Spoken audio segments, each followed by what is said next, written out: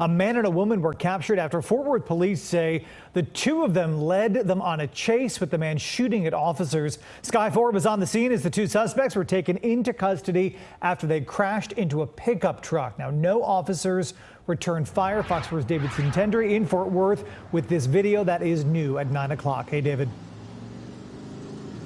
Hey, Steve. Yeah, tonight we are still waiting for the names to be released from law enforcement of those two people who are heading to jail following that police chase and shooting.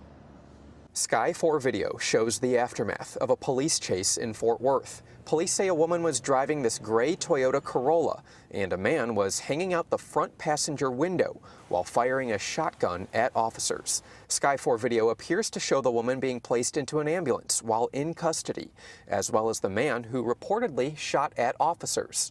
2 Ford police officers were shot at today. The chief says police cameras that scan for stolen vehicles or vehicles linked to fugitives got a hit on a license plate. Officers tried to pull the car over near Riverside Drive and Northeast 28th Street in North Fort Worth. The vehicle did not stop, but instead fled from officers on scene, and a pursuit ensued. There was a car coming by with the man sitting on the passenger side door out the window with a shotgun. Larry Burdett is a witness, and he's not the only one who saw and heard loud gunfire. We thought it was just an old pickup truck just speeding away. Then we heard it again, then we heard cop sirens, and that's when we ran to the front of the shop to see what's going on. Then we see a guy hanging out the window shooting at the cops.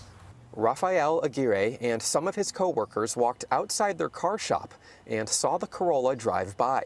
Surveillance footage appears to show the gunman hanging out the window while firing at trailing officers. He shot about at least 5-6 times at him. At the end of the day, I'm just glad no officers were hurt.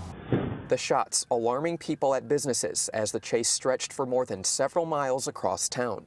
Shell casings scattered across traffic lanes as investigators collect them as evidence. Photographs, measurements, and all sorts of investigative tools on display as people in the community watch from afar. Just a pop, pop, pop.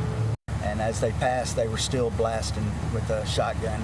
Investigators say the suspects tried to get away after they crashed into a landscaper's truck and trailer in Haltom City on the Loop 820 East Service Road at Denton Highway.